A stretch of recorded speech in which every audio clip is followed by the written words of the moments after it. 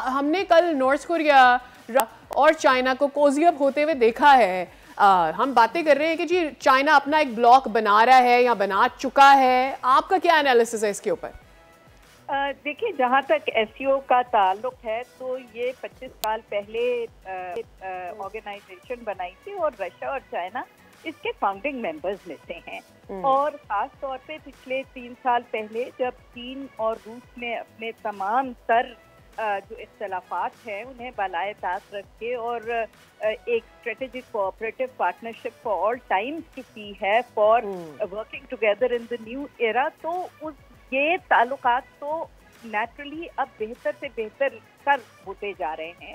और एससीओ का ये जो 25वां इजलास है, ये आई थिंक बहुत बड़ा एक शोकेस है of the strength of SCO, क्योंकि इसमें अभी आप देखें ना कि तमाम खित्ते के यूरेशियन लैंडमास के तमाम ममालिक इसमें शामिल है और तमाम एक पेज पे इस वक्त नज़र आ रहे हैं। और हमें ये बिल्कुल नहीं भूलना चाहिए कि देखिए इसमें 4 तो रिकग्नाइज न्यूक्लियर पावर्स हैं और नॉर्थ कोरिया फिर एक और न्यूक्लियर पावर तो है। तो ये एक बहुत इम्पोर्टेंट स्ट्रेटेजिकली खित्ता है और मेरे ख्याल से तो ये जिस वक्त में कॉन्फ्रेंस हुई है और इसका ये भी बहुत इम्पोर्टेंट है कि ये कॉन्फ्रेंस चाइना की रोटेटिंग प्रेसिडेंसी इस वक्त जो है एससीओ के पास थी।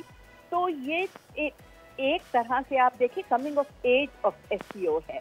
ये वो अपने ककून से निकल के अब उन्होंने अपने स्प्रिंग वो जो विंग्स हैं वो स्प्रेड कर दिए हैं। दुनिया के सामने ये उन्होंने साबित कर दिया है कि ये बहुत एक फाल ऑर्गेनाइजेशन है जिसको आप साइडलाइन नहीं कर सकते। नगमाना साहबा, एक चीज़ में यहाँ पे बल्कि 2 चीज़ें, शहबाज शरीफ ने 2 बड़े अहम बयान दिए हैं।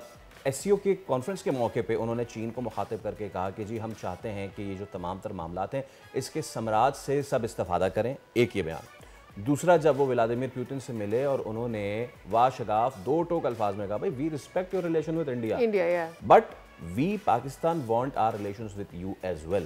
So how important are these 2 statements from Shehbaz Sharif? देखिए, पहली बात तो ये कि इस जो एससीओ की समिट था इसका पूरा जो थीम था वो था शेयर्ड फॉर मैनकाइंड के, और पूरा जो एससीओ का स्ट्रेस है वो इसी बात पे है कि जी this is a new model of international relations जहां हर एक की सॉवरेनिटी और डेवलपमेंट को रिस्पेक्ट किया जाए। और इस नए जो एरा है इसमें कोई भी मुल्क किसी और मुल्क को बुली ना करे बल्कि कोऑपरेशन के साथ मिलजुल के आगे चलना चाहिए, because there is enough space in the world के एक आप मल्टीपोलर वर्ल्ड डेवलप करें और कोऑपरेशन को लेके ये जो है पर्सन पीपल फोकस्ड डेवलपमेंट करें और उसके साथ आगे चले। तो this is totally in line with the theme of SCO.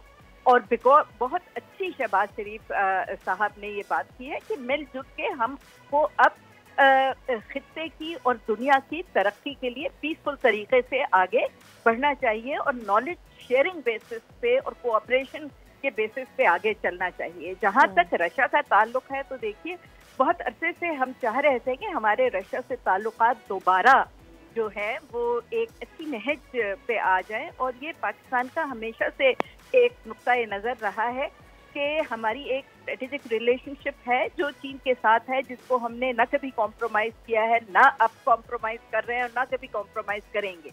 Having said that, हम सारी दुनिया के साथ अपने ताल्लुकात बेहतर रखना चाहते हैं, खास तौर पे खित्ते के ममालिक के साथ। तो ये बड़ी अच्छी बात है कि हमने डी लिंक किया है रशिया के साथ जो अपने ममालिक हमारे ताल्लुकात हैं उनको इंडिया के साथ, जिस तरह हमारे चीन के साथ बहुत अच्छे ताल्लुकात हैं।